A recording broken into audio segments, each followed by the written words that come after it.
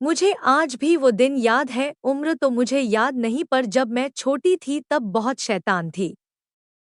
हापुड़ की बात थी, उस समय वो गाँव हुआ करता था। हम सब सहेलियां एक साथ स्कूल पैदल आते जाते थे। रास्ते में घोड़ा गाड़ी, बैल गाड़ी वाले मिलते थे, जो अपनी गाड़ी के ऊपर सुंदर सुंदर कलगियां लगाया करते थे। हम जब भी देखते तो कलगियां लेने को दिल मचल उठता, पर गाड़ीवान के होते ये सब संभव ही नहीं था। एक बार जब हम स्कूल से लौट रहे थे तब देखा गाड़ीवान नहीं है, शायद आस पास लघुशंका के लिए गया होगा। हम सबने आपस में इशारा किया और लगे तरकीब भिड़ाने की कलगी कैसे उतारी जाए। चूंकि हमारी लंबाई इतनी नहीं थी कि हम कूदकर उसको ले आता, तय हुआ दो की पीठ पर चढ़कर मैं उतारूंगी। दो सहेलियां नीचे घोड़ा बनी और मैं उनके ऊपर चढ़ गई। जैसे ही मैं उतारने लगी गाड़ीवान आ गया और वो चिल्लाया, पकड़ो पकड़ो। सहेलियां जल्दी से उठीं और मुझे छोड़कर भाग गईं। मैं गिरी और पकड़ में आ गई। उस गाड़ीवान ने मेरा बैग रख लिया और बोला, अब घर जाओ और अपने बाप को लेकर आओ।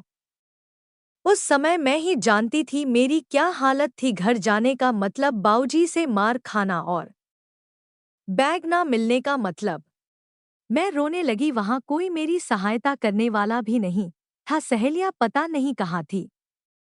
मैं बहुत देर तक वहीं बैठी रही, क्योंकि दोनों का ही मतलब चाटे खाना था।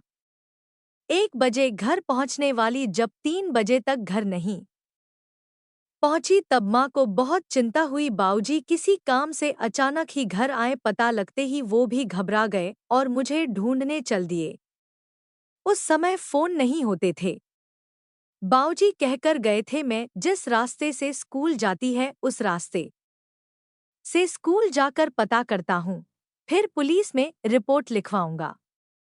मैं वहां बैठी इंतजार कर रही थी, कोई तो आए। जैसे ही दूर से बाऊजी दिखे मैंने चिल्लाना शुरू कर दिया, बाऊजी बाऊजी। पास आने पर उन्हें सब माजरा पता चला। उन्होंने उस गाड़ीवान को डांटा कि बच्चों को डराते धमकाते हो, और बैग दिलवाया। सारे रास्ते में कांपते कांपते घर आई और घर आकर जो कुछ हुआ मैं ही जानती हूँ। पर उम्र का वो दौर, मैं रोकर भूखी ही सो गई। तब माँ खाना लेकर आई, प्यार से खाना खिलाया और मेरी माँ बाऊजी ने समझाया कि जब कोई तुम्हारी चीज बिना पूछे ले लेता है तब तुमको कितना बुरा लगता है। ऐसे ही उसको भी लगा। आज तो ये छोटी बात थी, कभी बड़ी मुसीबत भी आ सकती है।